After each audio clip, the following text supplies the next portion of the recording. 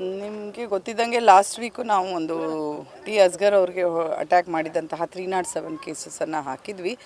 ಅದರಲ್ಲಿ ಇವರು ಆರೋಪಿಗೆ ಸಹಾಯ ಮಾಡಿದ್ದು ಮತ್ತು ಎಸ್ಕೇಪ್ ಆಗಲಿಕ್ಕೆ ಸಹಾಯ ಮಾಡಿದ್ದು, ಅವ್ರಿಗೆ ಜೊತೆ ಕಂಟಿನ್ಯೂಯಸ್ ಕಾಂಟ್ಯಾಕ್ಟಲ್ಲಿ ಇದ್ದಿದ್ದು ಅವ್ರದ್ದು ಕೂಡ ಪಾತ್ರ ಕಂಡು ಬಂದಿದ್ದರಿಂದ ಅವರನ್ನು ಅರೆಸ್ಟ್ ಮಾಡಿ ಈಗಾಗಲೇ ನ್ಯಾಯಾಂಗ ಬಂಧನಕ್ಕೆ ಒಪ್ಪಿಸಲಾಗಿದೆ.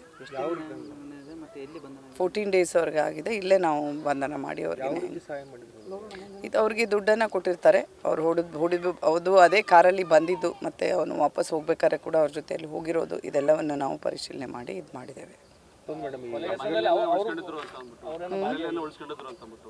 ಅದು ಅದೇ ಈಗ ಹೇಳಿದ್ನಲ್ಲ, ಆಶ್ರಯ ಕೊಟ್ಟಿದ್ದ ಆಧಾರದ ಮೇಲೆ ಅವರಿಗೆ ನಾವು ಈ ಪ್ರಕರಣದಲ್ಲಿ ಅರೆಸ್ಟ್ ಮಾಡಿದ್ದೇವೆ. ಮತ್ತೊಂದೆಡೆ ಗಾಯಾಳು ಅಸ್ಗರ್ ಅವರು ಒಂದು ಆಸ್ಪತ್ರೆಯಿಂದನೇ ಆಡಿಯೋ ಹೇಳಿಕೆ ಬಿಡುಗಡೆ ಮಾಡಿದ್ದಾರೆ ಮೇಡಮ್. ಏನು ಪ್ರಮುಖ ಆರೋಪಿ ಅವರೇನು ಕಂಪ್ಲೇಂಟ್ ಕೊಟ್ಟಿದ್ದಾರೆ, ಅವರನ್ನು ಅರೆಸ್ಟ್ ಮಾಡ್ತಾ ಇಲ್ಲ, ಇವ್ರನ್ನ ನ್ಯಾಯಾಂಗ ಬಂಧನಕ್ಕೆ ಒಪ್ಪಿಸಿದ್ದಾರೆ. ಆದರೆ ಆ ಇರ್ಫಾನ್ ಅನ್ನೋನ್ನ ಮತ್ತೆ ಖಾಲಿದ್ ಎಲ್ಲ ಅವ್ರನ್ನೂ ಕೂಡ ಕಂಟಿನ್ಯೂಯಸ್ ಆಗಿ ನಾವು ಅವರು ಮೊಬೈಲ್ ಆಗಲಿ ಬೇರೆ ಥರದ್ದು ಯಾವುದು ಕ್ಲೂ ಕೊಡದೆ ಇದು ಮಾಡದೇ ಇರೋದ್ರಿಂದ ಅದಕ್ಕೆ ಕಷ್ಟ ಆಗ್ತಾಯಿದೆ. ನಾವು ಅವ್ರನ್ನ ಕೂಡ ಮಾಡ್ತೀವಿ. ಈಗಾಗಲೇ ಈ ಪ್ರಕರಣದಲ್ಲಿ ಇದುವರೆಗೆ 3 ಜನನ ಕೂಡ ಅರೆಸ್ಟ್ ಮಾಡಿದ್ದೀವಿ.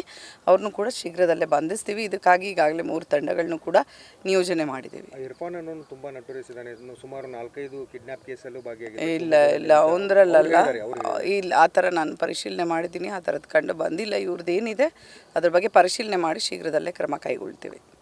ನಿಮಗೆ ಗೊತ್ತಿದ್ದಂಗೆ ಲಾಸ್ಟ್ ವೀಕು ನಾವು ಒಂದು ಟಿ ಅಸ್ಗರ್ ಅವ್ರಿಗೆ ಅಟ್ಯಾಕ್ ಮಾಡಿದಂತಹ 307 ಕೇಸಸನ್ನು ಹಾಕಿದ್ವಿ. ಅದರಲ್ಲಿ ಇವರು ಆರೋಪಿಗೆ ಸಹಾಯ ಮಾಡಿದ್ದು ಮತ್ತು ಎಸ್ಕೇಪ್ ಆಗಲಿಕ್ಕೆ ಸಹಾಯ ಮಾಡಿದ್ದು, ಅವ್ರಿಗೆ ಜೊತೆ ಕಂಟಿನ್ಯೂಯಸ್ ಕಾಂಟ್ಯಾಕ್ಟಲ್ಲಿ ಇದ್ದಿದ್ದು ಅವ್ರದ್ದು ಕೂಡ ಪಾತ್ರ ಕಂಡು ಬಂದಿದ್ದರಿಂದ ಅವರನ್ನು ಅರೆಸ್ಟ್ ಮಾಡಿ ಈಗಾಗಲೇ ನ್ಯಾಯಾಂಗ ಬಂಧನಕ್ಕೆ ಒಪ್ಪಿಸಲಾಗಿದೆ.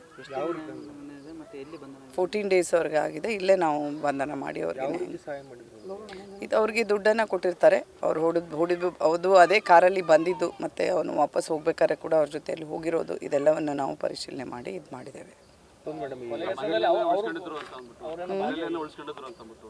ಅದು ಅದೇ ಈಗ ಹೇಳಿದ್ನಲ್ಲ, ಆಶ್ರಯ ಕೊಟ್ಟಿದ್ದ ಆಧಾರದ ಮೇಲೆ ಅವರಿಗೆ ನಾವು ಈ ಪ್ರಕರಣದಲ್ಲಿ ಅರೆಸ್ಟ್ ಮಾಡಿದ್ದೇವೆ. ಮತ್ತೊಂದೆಡೆ ಗಾಯಾಳು ಅಸ್ಗರ್ ಅವರು ಒಂದು ಆಸ್ಪತ್ರೆಯಿಂದನೇ ಆಡಿಯೋ ಹೇಳಿಕೆ ಬಿಡುಗಡೆ ಮಾಡಿದ್ದಾರೆ ಮೇಡಮ್. ಏನು ಪ್ರಮುಖ ಆರೋಪಿ ಅವರೇನು ಕಂಪ್ಲೇಂಟ್ ಕೊಟ್ಟಿದ್ದಾರೆ, ಅವರನ್ನು ಅರೆಸ್ಟ್ ಮಾಡ್ತಾ ಇಲ್ಲ, ಇವ್ರನ್ನ ನ್ಯಾಯಾಂಗ ಬಂಧನಕ್ಕೆ ಒಪ್ಪಿಸಿದ್ದಾರೆ. ಆದರೆ ಆ ಇರ್ಫಾನ್ ಅನ್ನೋನ್ನ ಮತ್ತೆ ಖಾಲಿದ್ ಎಲ್ಲ ಅವ್ರನ್ನೂ ಕೂಡ ಕಂಟಿನ್ಯೂಯಸ್ ಆಗಿ ನಾವು ಅವರು ಮೊಬೈಲ್ ಆಗಲಿ ಬೇರೆ ಥರದ್ದು ಯಾವುದು ಕ್ಲೂ ಕೊಡದೆ ಇದು ಮಾಡದೇ ಇರೋದ್ರಿಂದ ಅದಕ್ಕೆ ಕಷ್ಟ ಆಗ್ತಾಯಿದೆ. ನಾವು ಅವ್ರನ್ನ ಕೂಡ ಮಾಡ್ತೀವಿ. ಈಗಾಗಲೇ ಈ ಪ್ರಕರಣದಲ್ಲಿ ಇದುವರೆಗೆ 3 ಜನನ ಕೂಡ ಅರೆಸ್ಟ್ ಮಾಡಿದ್ದೀವಿ.